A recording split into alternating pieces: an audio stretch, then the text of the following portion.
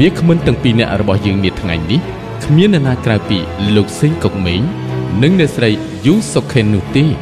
ពួកគាត់ទាំងពីរខិតខំយកចិត្តទុកដាក់ធ្វើការហើយនៅក្នុងចំណោមនោះមានម្នាក់ទទួលតំណែងជា MCCM នៅឆ្នាំ1998ក្រៅពីភាពជោគជ័យដ៏សម្បើមពួកគាត់ទាំងពីរមិនបញ្ឈប់កេរ្តិ៍ឈ្មោះដ៏ល្បីល្បាញរបស់ពួកគាត់ត្រឹមប៉ុណ្ណឹងទេពួកគាត់បន្តដំណើរទៅមុខជានិច្ចលោកស្រីនិងនាងកញ្ញាជាទីមេត្រីសូមស្វាគមន៍លោកសេងកុកមេង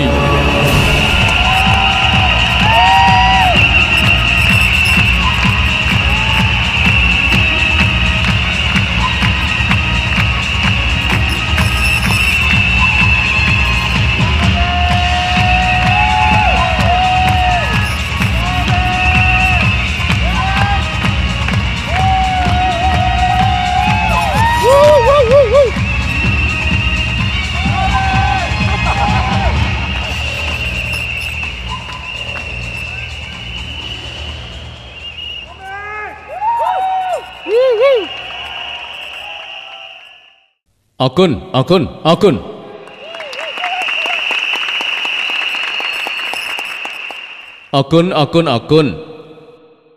សូមអរគុណចំពោះកម្មវិធីនារាត្រីនេះជាពិសេសគឺលោកធរិនខដែលបានណែនាំយ៉ាងក្បោះក្បាយអរគុណ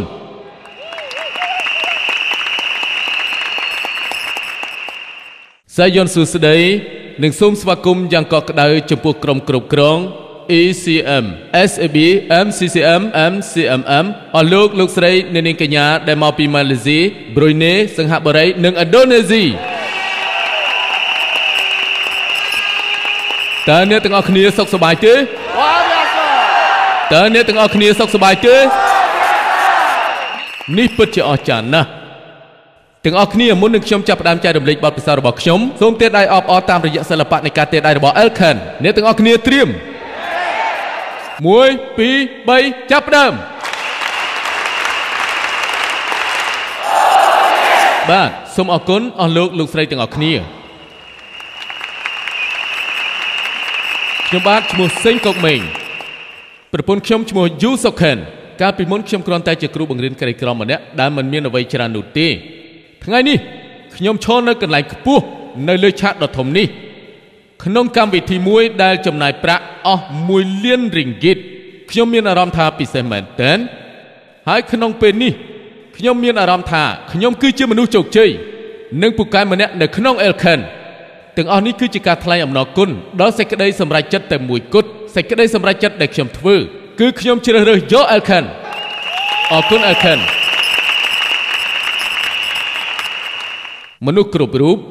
ប្រាថ្នាចង់ទទួលបាននូវជោគជ័យមនុស្សគ្រប់រូបត្រូវតែមានក្តីសុបិនដើម្បីក្លាយខ្លួនទៅជាអ្នកជោគជ័យខ្ញុំក៏អញ្ចឹងដែរទោះបីខ្ញុំគ្រាន់តែជាគ្រូបង្រៀនម្នាក់ខ្ញុំក៏ចង់ទទួលបានជោគជ័យដែរបន្ទាប់ពីបញ្ចប់បរិញ្ញាបត្រផ្នែកវិទ្យាសាស្ត្រនៅប្រទេសម៉ាឡេស៊ីឆ្នាំ1994ខ្ញុំបានក្លាយជាគ្រូបង្រៀនគណិតវិទ្យាអស់រយៈពេល2 ឆ្នាំដោយមានប្រាក់ចំណូលត្រឹមតែ1200រីងហ្គីតប៉ុណ្ណោះក្នុងមួយខែក្តីសង្ឃឹមពីភាពជោគជ័យយូរទៅថមថយទៅនៅក្នុងចិត្តខ្ញុំហេតុអ្វីបានជាដូច្នេះបន្ទាប់ពីបង្រៀនមុខវិជ្ជាគណិតវិទ្យាអស់រយៈពេល2 ឆ្នាំមកខ្ញុំមានប្រាក់សន្សំត្រឹមតែ2000រីងហ្គីតតែប៉ុណ្ណោះនៅក្នុងធនាគារបើប្រៀបទៅនឹងគ្រូបង្រៀនដទៃទៀតខ្ញុំបានបង្រៀនមុខវិជ្ជាគណិតវិទ្យាអស់រយៈពេល2 ឆ្នាំទោះបីជាខ្ញុំខំចាយត្បិតត្បៀតនិងញ៉ាំតែបន្លែរាល់ថ្ងៃក៏ដោយក៏ខ្ញុំនៅតែមានជីវភាពពិបាក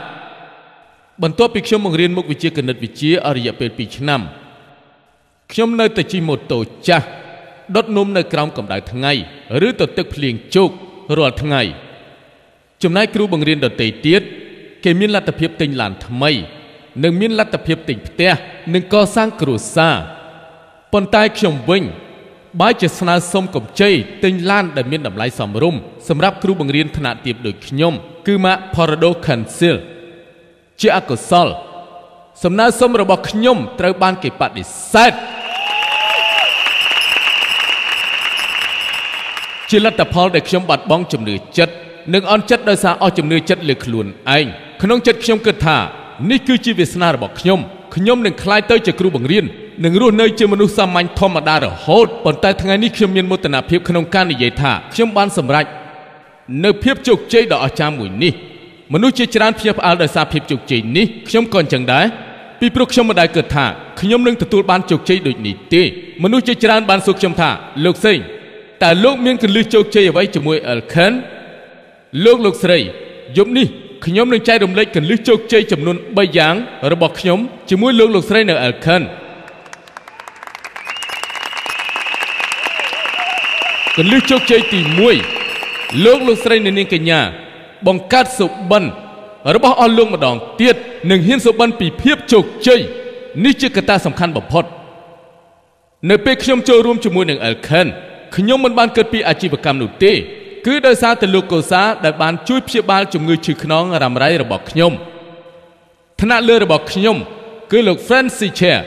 តែងតែព្យាយាមបញ្យល់និងណែនាំឲ្យខ្ញុំចូលរួមនៅក្នុងអាជីវកម្ម Elkhan គាត់តែងតែសួរសំណួរខ្ញុំដដែលថាសេងតើក្តីសុបិនរបស់អ្នកជាអ្វីតើអ្នកចង់ទទួលនៅអ្វីដែរអស់រយៈពេល1ឆ្នាំគាត់នៅតែសួរសំណួរខ្ញុំដដែលហើយគាត់ក៏បានចែករំលែកនៅបទពិសោធន៍របស់គាត់ជាមួយនឹងខ្ញុំផងដែរហើយថ្ងៃមួយនៅពេលដែលខ្ញុំកំពុងតែជិះតាក់ស៊ីពី KK ទៅ Candigo លោក Francis Chair បានសួរសំណួរដដែលមកខ្ញុំកាលពីមុនខ្ញុំប្រងើយកន្តើយនឹងគាត់ហេតុអ្វីពីព្រោះខ្ញុំខ្វះភាពជឿជាក់លើខ្លួនឯងគាត់បានសួរសំណួរខ្ញុំដដែលអស់រយៈពេល1ឆ្នាំនៅក្នុងឡានតាក់ស៊ីនៅពេលនោះដែរខ្ញុំក៏បានគិតយ៉ាងស្ងៀមស្ងាត់ត្រូវហើយខ្ញុំមានក្តីសុបិនខ្ញុំចង់បើកហាងកាហ្វេឲ្យឪពុកខ្ញុំបានលក់គុយទាវអស់រយៈពេលជាង30ឆ្នាំហើយគាត់តែងតែបម្រើអតិថិជននិងព្យាយាមយកចិត្តទុកដាក់ណាស់ជាង30ឆ្នាំហើយគាត់បានជួលរៀនលក់តូចមួយនៅក្នុងហាងកាហ្វេនិងមិនមានលទ្ធភាពទិញរៀនលក់នោះទេហើយគាត់ព្យាយាមសន្សំប្រាក់ចំណូលទាំងអស់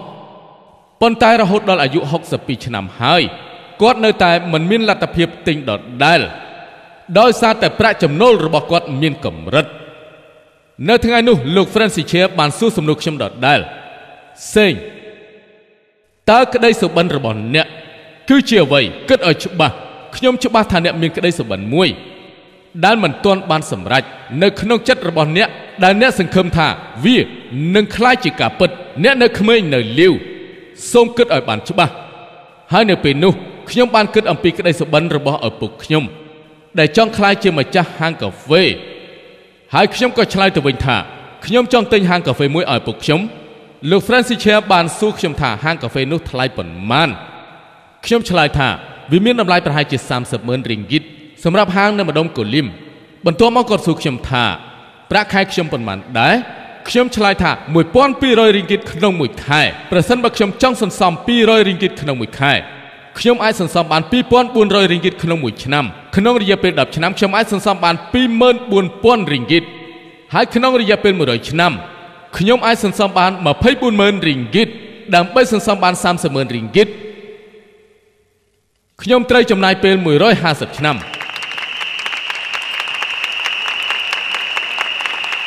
នៅពេលនោះខ្ញុំយល់ថាខ្ញុំមិនអាចសម្រេចនៅក្តីសុបិនរបស់ខ្ញុំបានទេបើខ្ញុំនៅតែបន្តបង្រៀនសិស្សទៀត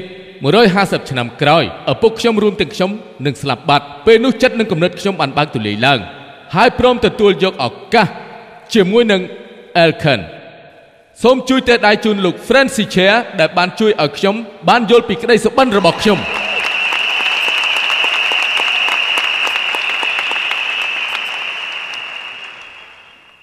ថ្ងៃនេះក្តីសុបិនរបស់ឪពុកខ្ញុំបានក្លាយជាការពិតហើយ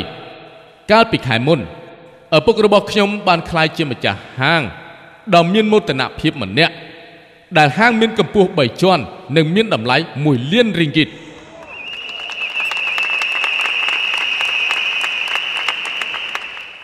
ខ្ញុំអាចយល់ពីមោទនភាព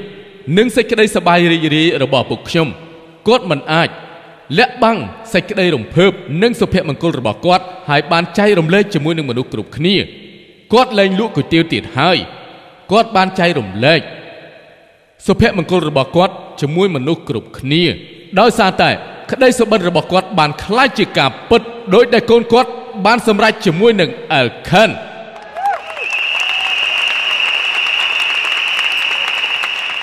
លោកស្រីនៅនាងកញ្ញាជាទីមេត្រី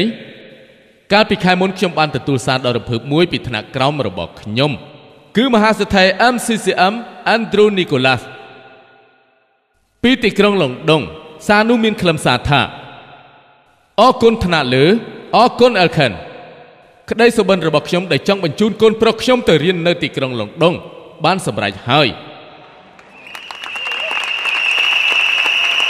គាត់គឺជាវិស្វករការបញ្ជូនកូនឲ្យទៅរៀននៅទីក្រុងឡុងដុងត្រូវចំណាយប្រាក់អស់ជាង 30,000 ក្នុងរយៈពេល 3 ឆ្នាំនៅក្នុងសារនេះគាត់បានថ្លែងអំណរគុណយ៉ាងជ្រាលជ្រៅដល់ថ្នាក់លើរបស់គាត់មហាសេដ្ឋី Sylvester Chidan និងភរិយារបស់គាត់គឺលោកស្រីអាន់ចុងមហាសេដ្ឋីជីស៊ីងតាមហាសេដ្ឋីលឹមស៊ូលីនិងភរិយារបស់គាត់គឺ Josephine Wilbert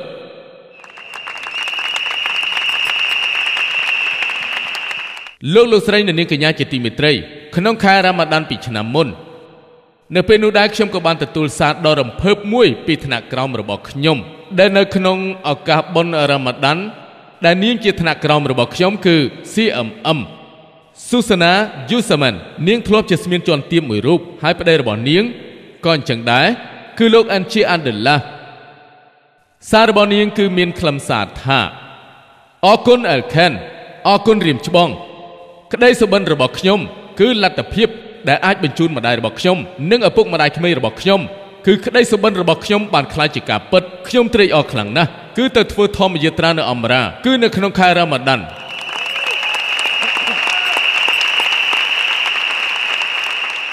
ខ្ញុំបានទូរស័ព្ទទៅនាងហើយនាងបានប្រាប់ថាខ្ញុំបានឲ្យពួកគាត់ជិះយន្តហោះថ្នាក់ពិសេសដែលមានតម្លៃ 30,000 ringgit អរគុណ Elkhan និងអរគុណរៀមច្បងទាំងអស់គ្នា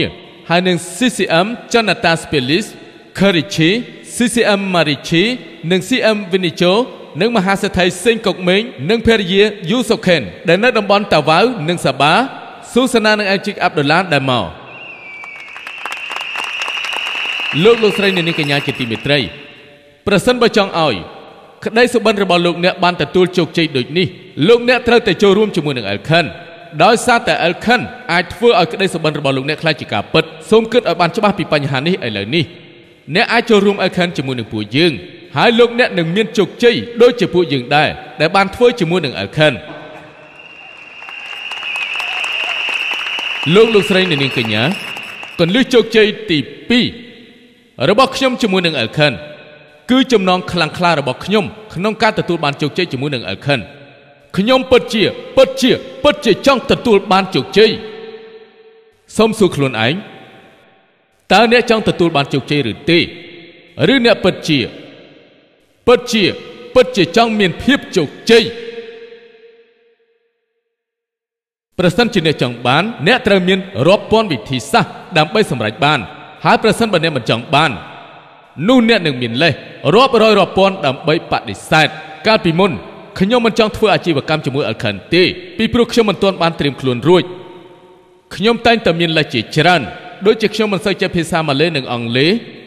ខ្ញុំមិនអាចនិយាយភាសាអង់គ្លេសបានទេភាសាអង់គ្លេសរបស់ខ្ញុំខ្សោយណាស់ខ្ញុំមិនចេះកុំព្យូទ័រហើយខ្ញុំមិនចេះធ្វើសញ្ញាកិច្ចការខ្ញុំទើបតែមករស់នៅសាបាតើខ្ញុំអាចសាងបណ្ដាញតាមរបៀបណាខ្ញុំគ្រាន់តែជាគ្រូបង្រៀនក្រីក្រម្នាក់ប៉ុណ្ណោះខ្ញុំគ្មានដើមទុនអ្វីទេតើខ្ញុំអាចវិនិយោគបានយ៉ាងម៉េចខ្ញុំជិះតែម៉ូតូតើខ្ញុំអាចនាំមនុស្សទៅឲ្យ Elkhan បានយ៉ាងម៉េចខ្ញុំរវល់ខ្ញុំមិនមានចំណាប់អារម្មណ៍ជាដើមទាំងអស់នេះគឺជាលេសរបស់ខ្ញុំនៅពេលដែលខ្ញុំមិនចង់ធ្វើប៉ុន្តែនៅពេលដែលខ្ញុំសម្រេចថាចង់ទទួលបានជោគជ័យជាមួយនឹង Elkhan លេសនិងឧបសគ្គទាំងអស់ក៏រលាយបាត់ទៅ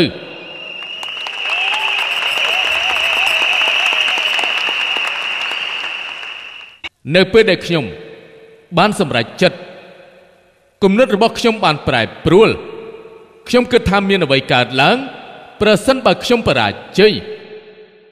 លោកស្រីនាងកញ្ញាជាទីមេត្រីប្រសិនបើខ្ញុំបរាជ័យឪពុកខ្ញុំសេងកាគីនឹងអស់សង្ឃឹមមិនសប្បាយចិត្តគាត់នឹងនាំក្តីសុបិនរបស់គាត់ទៅជាមួយនឹងមរណភាពរបស់គាត់ដោយហេតុថាក្តីសុបិនរបស់គាត់នឹងមិនបានសម្រេចប្រសិនបើខ្ញុំបរាជ័យខ្ញុំនៅតែជិះម៉ូតូ ដុតនំនៅក្រោមកម្ដៅថ្ងៃនិងទៅទឹកភ្លៀងជោគដល់ឆ្អឹងជាធម្មតាខ្ញុំគ្មានលទ្ធភាពទិញឡានបានទេប្រសិនបើខ្ញុំបរាជ័យអ្នកណាចង់រៀបការជាមួយខ្ញុំហើយទ្រាំរស់នៅជាមួយខ្ញុំនោះ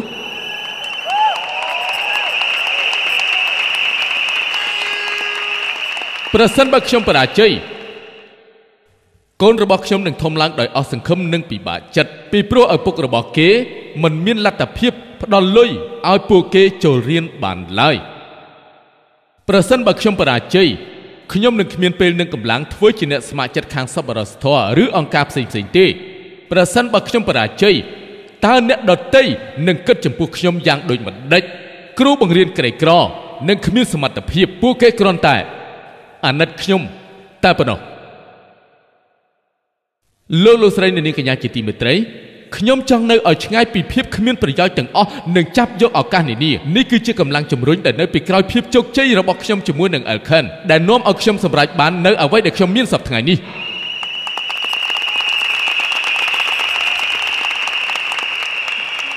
លោកស្រីនាងកញ្ញាជាទីមេត្រីគន្លឹះជោគជ័យទី3របស់ខ្ញុំគឺបរិយាកាសជោគជ័យ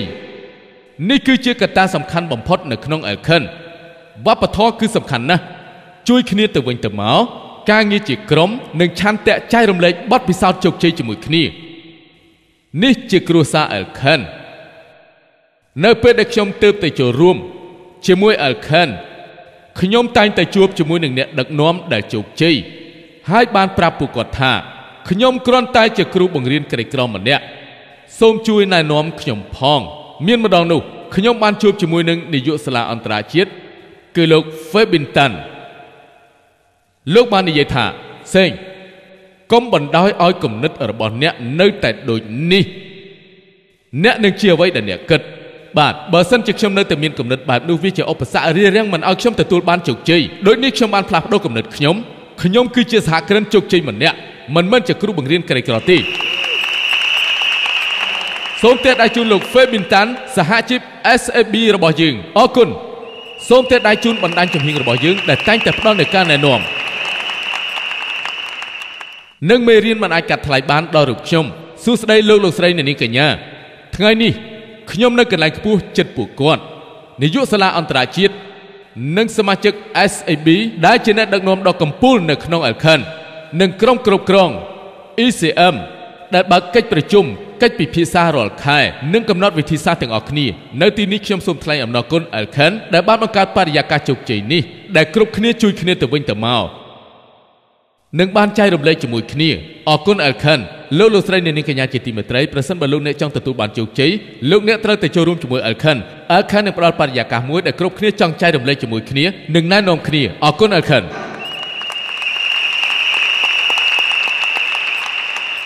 លោកស្រីនាងកញ្ញាជាទីមេត្រីប្រសិនបើលោកអ្នកចង់ទទួលបានភាពជោគជ័យបើសិនជាលោកអ្នកចង់ទទួលបានជោគជ័យជាមួយនឹង Elkhan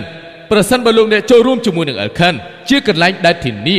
អ្នកប្រកាសជាដឹងថាអ្នកបានធ្វើអាជីវកម្មជាមួយ Elkhanវានឹងទទួលបានភាពជោគជ័យលោកស្រីនាងកញ្ញាជាទីមេត្រីអរគុណដល់បរិយាកាសជោគជ័យនេះសមាជិកគ្រួសារខ្ញុំចំនួន20រូបដែលបានចូលរួមនៅក្នុងអាជីវកម្ម Elkhan ទាំងការងារពេញម៉ោងឬក្រៅម៉ោងដែលទទួលបានចំណូលរៀងរាល់ខែដែលមានលេខចំនួន5ខ្ទង់ពួកគាត់គឺជាបងប្រុសខ្ញុំមហាសេដ្ឋីសេងកុកចយដែលធ្លាប់ធ្វើការជាអ្នកដើរលក់អីវ៉ាន់អស់រយៈពេល28ឆ្នាំនិងភរិយាគាត់គឺលោកស្រីពេអាជេងដែលធ្លាប់ធ្វើការនៅហាងទំនើបប្អូនស្រីរបស់ខ្ញុំ CM សេងយកជុនគឺជាស្មៀនជាន់ទាបនិងស្វាមីរបស់នាងគឺលោកតែជូហៅធ្លាប់ធ្វើការជាអ្នកគ្រប់គ្រងនៅរោងចក្រ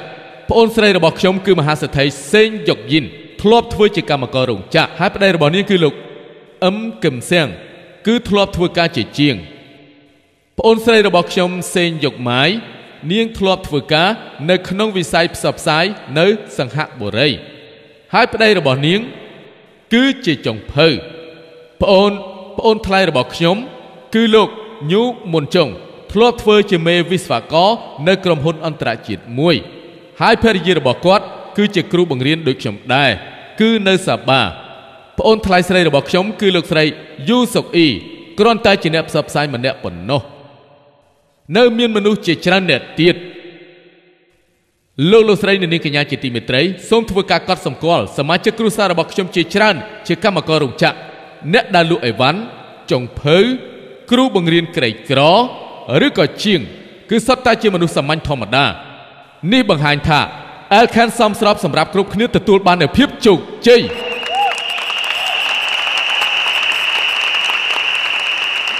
សំខាន់បំផុតនោះគឺពួកគេនៅក្មេងខ្ចីនៅឡើយនេះគឺជាលើកដំបូងរបស់ពួកគេនៅក្នុងអាជីវកម្ម Alcan មានន័យថាទោះបីជាលោកអ្នកគ្មានបទពិសោធន៍ក៏ដោយទោះបីជាលោកអ្នកជា MLM ក្មេងខ្ចីឬចំណាស់ក៏ដោយបើលោកអ្នកចូលរួមជាមួយ Alcan លោកអ្នកនឹងទទួលបានជោគជ័យប្រាកដលោកស្រីនាងកញ្ញាជាទីមេត្រីខ្ញុំបានអនុវត្តគន្លឹះជោគជ័យទាំង3នេះនឹងដើរតាមអ្វីដែលរៀមច្បងខ្ញុំគឺលោក Francis Chia និងលោកស្រីតាន់ប៊ីសេងបានធ្វើកន្លងមកក្នុងរយៈពេល3ឆ្នាំខ្ញុំបានក្លាយពីគ្រូបង្រៀនដែលក្រីក្រទៅជាមហាសេដ្ឋីលំដាប់ទី4របស់ Alcan ក្នុងចំណោមសមិទ្ធផលរបស់ខ្ញុំអាចទិញ Toyota Ninja ដែលមានតម្លៃ 20,000 ringgit និង Mercedes-Benz E240 ដែលមានតម្លៃ 40,000 ringgit ខ្ញុំក៏បានទិញឡានមួយឲ្យប្រពន្ធរបស់ខ្ញុំ Yu Sok-ken ដែលជាភរិយាជាទីស្រឡាញ់របស់ខ្ញុំផងដែរវាគឺជាកាដូជូនភរិយាជាទីស្រឡាញ់របស់ខ្ញុំនៅថ្ងៃបុណ្យនៃក្តីស្រឡាញ់ខ្ញុំបានទិញឡាន2គ្រឿងជូនអ្នកម្ដាយចុងយកលីនជាទីស្រឡាញ់របស់ខ្ញុំនិងប្អូនស្រីពៅរបស់ខ្ញុំសេងស៊ីហ្វានិងក្រៅពីនេះខ្ញុំបានទិញផ្ទះភ្លោះ2និងផ្ទះកំសាន្តបឹងកាឡូ1ដែលវាមានតម្លៃប្រហែលជា1 លាន ringgit ម៉ាឡេស៊ីលោកស្រីនាងកញ្ញាជាទីមេត្រីខ្ញុំបានទៅធ្វើទស្សនកិច្ចនៅប្រទេសចំនួន15ដោយមិនបាច់ចំណាយអ្វីទាំងអស់ដូចជាអេស៊ីបជប៉ុនប៉ារីសលំដុងបាល់ហ្សិកអាហ្វ្រិកខាងត្បូងអង់គ្លេសសហរដ្ឋអាមេរិកអូស្ត្រាលីឥណ្ឌាឥណ្ឌូនេស៊ីចិនហុងកុងវៀតណាមនិងថៃដោយមិនចាំបាច់អ្វីទាំងអស់លោកស្រីនាងកញ្ញាជាទីមេត្រីបណ្ដាញរបស់ខ្ញុំបានពង្រីកពីផ្នែកខាងក្នុងនៃ Ganigov ទៅដល់ Sarawak, Kedah, Penang, Perak, KL, Selangor, JB, Kelantan, Terengganu, Pahang និងកន្លែងផ្សេងទៀតនៅម៉ាឡេស៊ីទោះបីជាខ្ញុំមានទីតាំងនៅប្រទេសម៉ាឡេស៊ីក៏ដោយតែខ្ញុំមានបណ្ដាញនៅគ្រប់ប្រទេសចំនួន6គឺប្រ៊ុយណេសិង្ហបុរីថៃហុងកុងឥណ្ឌូនេស៊ីនិងឥណ្ឌាលោកស្រីនាងកញ្ញាជាទីមេត្រីបណ្ដាញរបស់ខ្ញុំបានបង្កើតមហាសេដ្ឋីចំនួន11នាក់និង CCM ចំនួន19នាក់លើពីនេះទៅទៀតខ្ញុំមានឱកាសក្លាយជាប្រធានគណៈកម្មាធិការអន្តរជាតិផ្សព្វផ្សាយនិងជាប្រធានក្រុមវាគ្មិនព្រមទាំងជាប្រធានអគ្គរដ្ឋទូតប្រចាំនៅប្រទេសឥណ្ឌូនេស៊ីលោកស្រីនាងកញ្ញាជាទីមេត្រីលើពីនេះទៅទៀតខ្ញុំអាចឧបត្ថម្ភហើយខ្ញុំក៏បានឧបត្ថម្ភឡានមួយគ្រឿងទៅឲ្យក្លឹបសប្បុរសមួយខ្ញុំពិតជាមានសេចក្តីសោមនស្សណាស់ដែលខ្ញុំមានលទ្ធភាពធ្វើអំណោយរាប់ពាន់រៀងហ្គីតទៅឲ្យសាលារបស់ខ្ញុំ SMK Bingo កាលពី2ថ្ងៃមុននៅថ្ងៃទី28មេសាឆ្នាំ2004ខ្ញុំបានទៅធ្វើទស្សនកិច្ចនៅសាលារៀនហើយបានប្រគល់រង្វាន់ទៅដល់សិស្សចំនួន44នាក់ដែលរៀនពូកែខាងគណិតវិទ្យាលោកស្រីនាងកញ្ញាជាទីមេត្រីការអបអររង្វាន់និងចំណូលទាំងអស់នេះដែលខ្ញុំទទួលបានពី Alcan គឺសក្ខីភាពនៃភាពជោគជ័យរបស់ខ្ញុំជាមួយនឹង Alcan ប្រសិនបើគ្មាន Alcan ខ្ញុំនឹងមិនអាចសម្រេចបាននៅភាពជោគជ័យទាំងអស់នេះទេហើយខ្ញុំក៏មិនអាចផ្ដល់ត្រឡប់ទៅឲ្យសង្គមជាតិវិញដែរសូមអរគុណ Alcan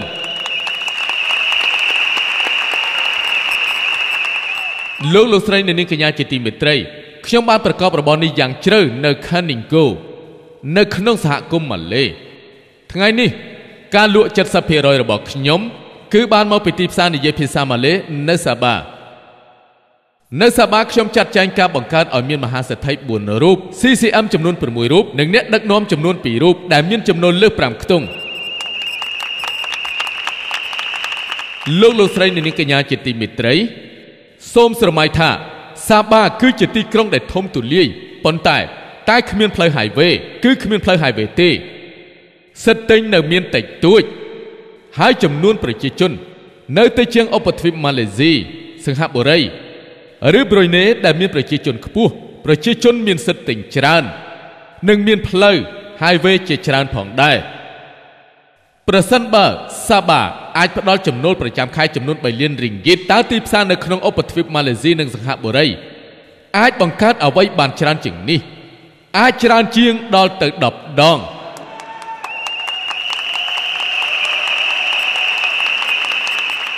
លោកស្រីនាងកញ្ញាជាទីមេត្រីមហាសេដ្ឋីចំនួន60នាក់នៅក្នុងអែលខានមិនមែនមកពីទីផ្សារម៉ាឡេស៊ីទេនេះគឺមានន័យថាទីផ្សារម៉ាឡេស៊ីនៅក្មេងខ្ចីនៅឡើយប្រសិនបើអ្នកចាប់យកឱកាសនៅថ្ងៃនេះហើយចាប់ផ្ដើមដាក់ចិត្តនិងបេះដូងក្នុងការធ្វើវាឈ្មោះរបស់អ្នកនឹងស្ថិតនៅក្នុងបញ្ជីឈ្មោះមហាសេដ្ឋីរបស់អែលខានក្នុងរយៈពេល3ទៅ5ឆ្នាំទៀតមិនខានក្រៅពីនេះមនុស្សចំនួន120លាននាក់នៅក្នុងទីផ្សារឥណ្ឌូនេស៊ីកំពុងតែរងចាំលោកអ្នកនាពេលបច្ចុប្បន្ននេះជាចុងក្រោយសេចក្តីសម្រេចដែលខ្ញុំបានធ្វើនៅក្នុង Winnernick នៅឆ្នាំ1996បាននាំមកនៅចំណូលផ្នែកហិរញ្ញវត្ថុចំនួន400ដងនៃប្រាក់ចំណូលរបស់ខ្ញុំក៏ដូចជាផ្ដល់ប្រយោជន៍ដល់គ្រួសាររបស់ខ្ញុំផងដែរលោកស្រីនាងកញ្ញាជាទីមេត្រីនៅយប់នេះខ្ញុំសូមធ្វើការសម្រេចចិត្តថាអ្នកពិតជាមានជោគជ័យជាមួយអែលខានសូមជួបជាមួយរៀមច្បងរបស់លោកអ្នកហើយប្រាប់គាត់ថាខ្ញុំពិតជាចង់ទទួលបានជោគជ័យនិងផ្លាស់ប្ដូរជីវិតរបស់លោកអ្នកជីវិតគ្រួសាររបស់លោកអ្នកយើងនឹងជួបគ្នានៅWinnernickម្ដងទៀតជួបគ្នានៅលំដាប់កំពូលអរគុណ